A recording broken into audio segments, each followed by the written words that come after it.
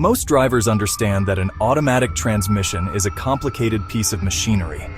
When their car starts acting up, refusing to shift smoothly, making strange noises, they often assume the whole transmission is dead. That thought is devastating. Transmission replacement is one of the most expensive repairs. But here's a secret many shops might not tell you right away. Very often, the problem isn't the entire transmission.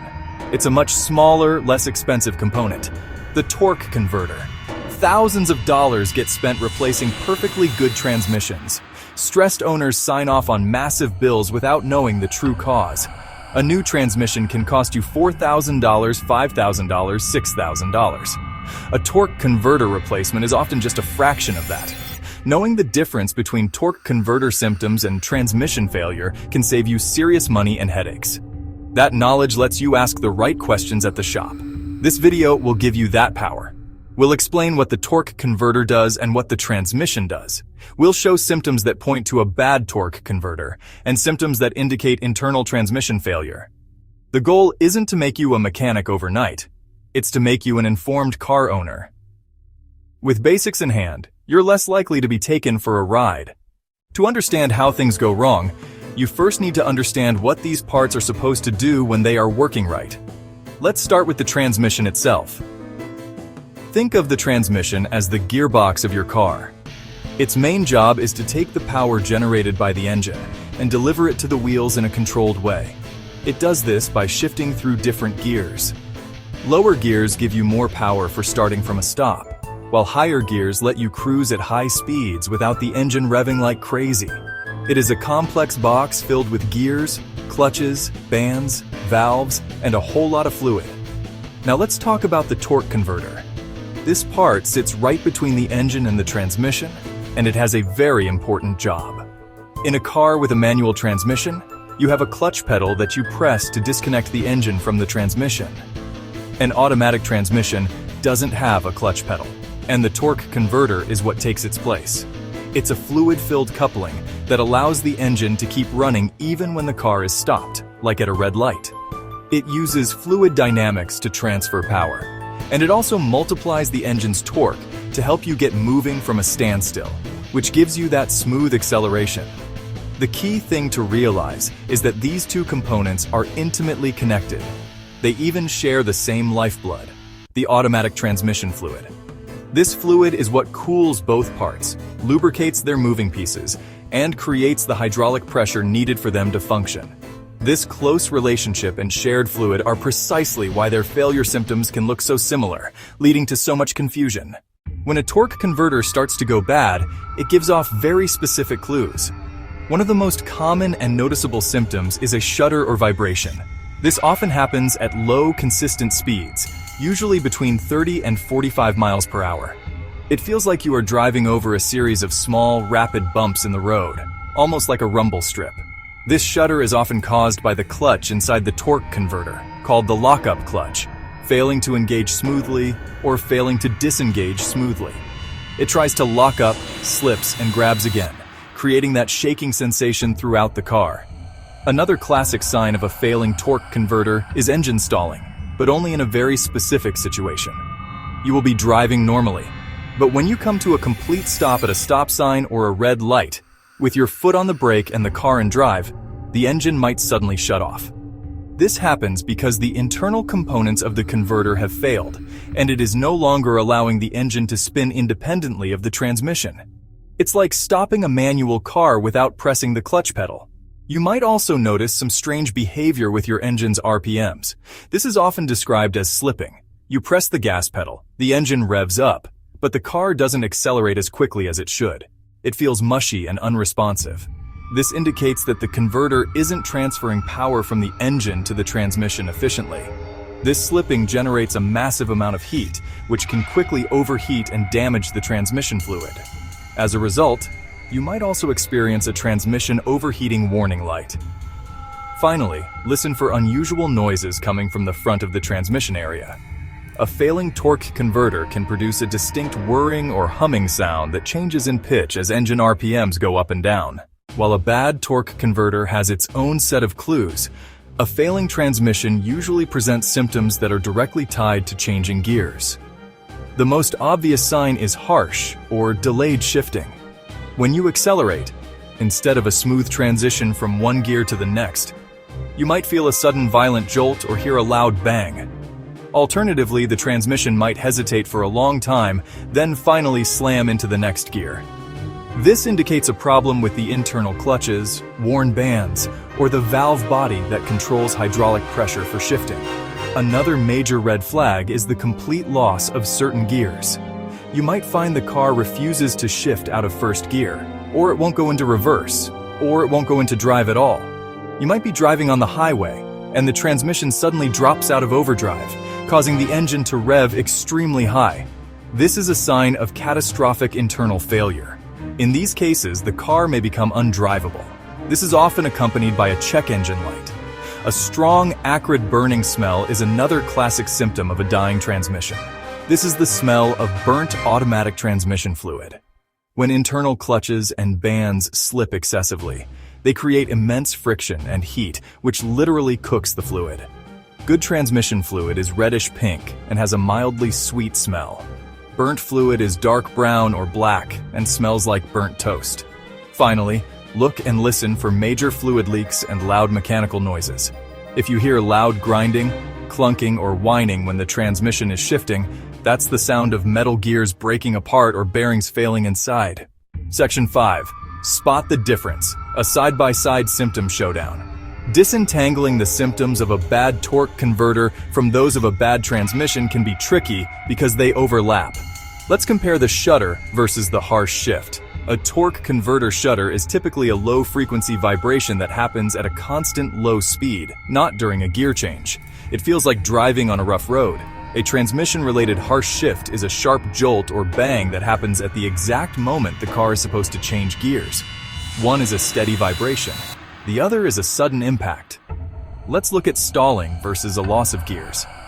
Stalling caused by a torque converter almost always happens when you come to a complete stop with the car in gear. The engine dies because the converter is locked up. A transmission failure, however, is more likely to manifest as a total inability to get the car to move. You put the shifter in drive, press the gas, and the engine just revs as if it's in neutral. The nature of the noise can also be a big clue. A failing torque converter often produces a whirring or humming sound tied to engine speed. As you rev the engine in park or neutral, you'll hear the whirring sound increase in pitch. A failing transmission, however, tends to make more mechanical, jarring noises like clunking or grinding. These sounds are often loudest during a gear shift or when a specific gear is engaged. Finally, consider the slipping sensation. Torque converter slipping feels like a mushy, inefficient connection between the engine and wheels, especially at lower speeds. Severe transmission slipping is more dramatic. The engine will rev high as if you've suddenly shifted into neutral before the gear violently engages. The reason so many people end up paying for a full transmission replacement when only the torque converter is bad is rooted in a few simple facts. First, as we've discussed, the symptoms can be very similar. A shudder, a slip, an overheating condition can be caused by either component. For a busy mechanic who doesn't take the time to do a thorough diagnosis, it's often easier and more profitable to recommend replacing the entire unit. This guarantees the problem is fixed and results in a larger bill for the shop. Second, the diagnostic process requires patience and specific tests. A proper diagnosis involves more than just plugging in a code reader. A good mechanic will perform a detailed road test to feel exactly when and how the symptoms occur. They will check the transmission fluid level, color, smell for signs of burning or contamination. They might also use a professional scan tool monitoring torque converter lockup commands, clutch slip speeds, fluid temperature in real time. Another reason for misdiagnosis is the labor involved. To replace a torque converter, the mechanic has to remove the entire transmission from the vehicle. Once the transmission is out, the shop might argue that since they've already done most of the labor, it makes sense to install a fully remanufactured transmission. They might frame this as peace of mind. But if the original transmission was perfectly healthy, it's an unnecessary and costly upsell. This is why getting a second opinion is so critical. Don't be afraid to ask the mechanic to walk you through their diagnostic process. Ask them specific questions about torque converter testing and pressure readings. A trustworthy shop will be transparent, and show you the evidence that justifies their recommended repair. Putting off repairs for a failing torque converter might seem tempting, especially if the symptoms are mild at first. You might think you can live with a little shudder or an occasional stall. However, this is a dangerous and costly gamble. As the torque converter continues to fail, the slipping and shuddering will get worse, making the car less predictable and unsafe to drive, especially in stop-and-go traffic. The stalling issue can become more frequent, leaving you stranded at intersections. The constant slipping also generates an incredible amount of heat. This excessive heat is the real enemy. The torque converter and the transmission share the same fluid, so when the converter overheats, it cooks the transmission fluid. This burnt, degraded fluid loses its ability to lubricate and cool properly. It will then circulate throughout your otherwise healthy transmission, causing clutches to wear out, seals to harden, and valves to stick. In short, ignoring a bad torque converter will eventually destroy your good transmission. A repair that might have cost $1,000 can quickly turn into a $5,000 nightmare. Ignoring the signs of a failing transmission is even more catastrophic. If you're already experiencing harsh shifts, grinding noises, or slipping gears, the internal damage has already begun. Continuing to drive will only make it worse. Slipping clutches generate more heat, and grinding metal sheds debris. This metal grit will circulate through the fluid like liquid sandpaper, destroying every soft seal, bearing, and sensitive valve body component it touches. The problem will rapidly cascade into complete failure. Eventually, the transmission will fail entirely, leaving you stranded.